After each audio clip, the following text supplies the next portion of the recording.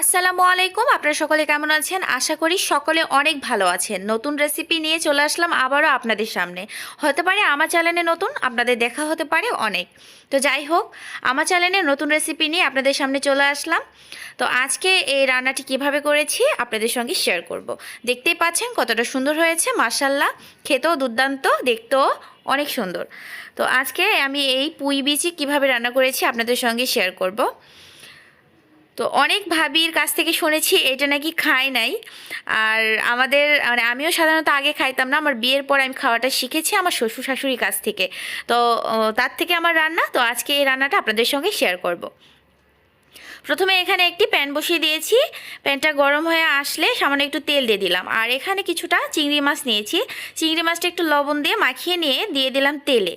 তো তেলে দিয়ে দেওয়ার পর হালকা করে একটু সুন্দর করে ভেজে নিব। তো অনেক সহজ ও সিম্পল একটি রান্না, খেতে কিন্তু অতুলনীয়। যতটা সহজ রান্না ততটাই মজা, মানে তার থেকেও দ্বিগুণ মজা আপনার এই পুঁই বিচি ভাজি রেসিপি।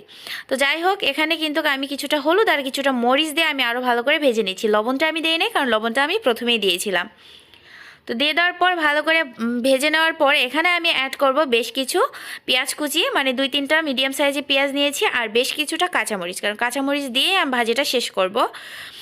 তো ভালো করে পেঁয়াজ আর মরিচ দিয়ে দেওয়ার পর আমি এটাকে ভালো করে একটু ভেজে নিচ্ছি। হালকা একটু কালার নিয়ে আসবো, খুব বেশি কালার করার প্রয়োজন নেই। তো এভাবে অনবরত নাড়া দিয়ে, মানে একটু জালটা বাড়িয়ে অনবরত নাড়া দিয়ে কালারটা একটু ভালো করে নিয়ে আসতেছি। অনেক সহজ, অনেক সিম্পল। আবার অনেকে হয়তো বা খায় না, পছন্দ করে না, অনেকে আবার কখনো দেখেই নি এভাবে কিছু রান্না করা যায় কি না। তো যাই হোক, এর মাঝে আমার তেলটা একটু কম ছিল, আমি আরও কিছুটা একটু তেল দিয়ে নিলাম।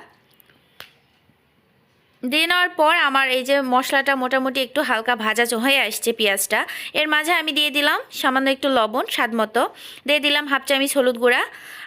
দিয়ে দেওয়ার পর ভালো করে একটু নাড়াচাড়া দিয়ে এটাকে মিশিয়ে নিচ্ছি কিছুক্ষণ। তো ভালো করে একটু মেশানো হয়ে গেলে এখানে আমি দিয়ে দিব সামান্য একটু জিরা গুঁড়া, আর দিয়ে দিব 1 চামচ আদা রসুনের পেস্ট। দিয়ে দেওয়ার পর ভালো করে একটু নাড়াচাড়া দিয়ে মশলাগুলো একটু ভেজে নিব। তো ভেজে নেওয়ার পর এখানে আমি কিছুটা আলু দিব, কারণ নতুন আলু নেমেছে, নতুন আলুর কিন্তু সব কিছুই বেশ মজা লাগে। তো এখানে আমি মিডিয়াম সাইজে বেশ অনেক কয়েকটাই নিয়েছি, মানে ভালো করে গুনি নাই যে কয়টা। তো একটা আন্দাজ মতো আমি এখানে আলুগুলো দিয়ে দিয়েছি, ভালো করে কেটে ধুয়ে পরিষ্কার করে সুন্দরভাবে স্লাইস করে দিয়ে দিয়েছি। দিয়ে দেওয়ার পর ভালো করে একটু নাড়াচাড়া দিয়ে নিচ্ছি, মানে মশলার সঙ্গে বেশ কিছুটা ভেজে নিয়েছি। নেওয়ার পর এখানে আমি দিয়ে দিলাম পানি, সেদ্ধর জন্য পানি দিয়ে দেওয়ার পর এখানে আমি অ্যাড করব পুঁই বিচি।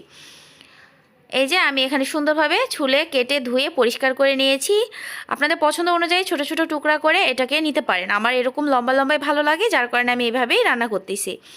তো যাই হোক, আমি এর মাঝে ঢাকনা দিয়ে ঢেকে, তো ঢাকনাটা উঠিয়ে বেশ কিছুটা পানি শুকিয়ে গিয়েছে, আর এর মাঝে আমি ঢাকনাটা উঠিয়ে সুন্দরভাবে নাড়াচাড়া দিয়ে এটাকে আমি ভালো করে ভেজে নেব। এর মাঝে কিন্তু কোনো কিছু দেওয়ার প্রয়োজন নেই, লবণটা আপনারা চেক করে পরে দিতে পারবেন। আর হ্যাঁ, ভালো করে একটু নাড়াচাড়া দিয়ে, মানে এই পানিতেই সুন্দরভাবে রান্নাটা শেষ করতে হবে। তো এটা কিন্তু খুব একটা মানে নরম হবে না, আবার খুব একটা শক্ত থাকবে না, ভালো করে একটা নরম মানে সফট সফট থাকবে, কিন্তু একদম খিটখিটেও থাকবে না, আবার একবারে ঘেটে যাচ্ছে এরকমটাও হবে না। তো যাই হোক, আমার সুন্দরভাবে এই যে পানিগুলো একদম শুকিয়ে আসছে, এর মাঝে আমি সুন্দরভাবে একটু নাড়াচাড়া দিয়ে এটাকে আমি ভালো করে ভেজে নেব। তো মোটামুটি আমার রান্না হয়ে গিয়েছে, শেষ পর্যায়ে ভালো করে ভেজে নিচ্ছি, মানে ভাজি বলতে একটু নাড়াচাড়া বেশি আর একটু তেল দিয়ে ভালো করে ভাজলে ভাজিটা খেতে অনেক মজা লাগে।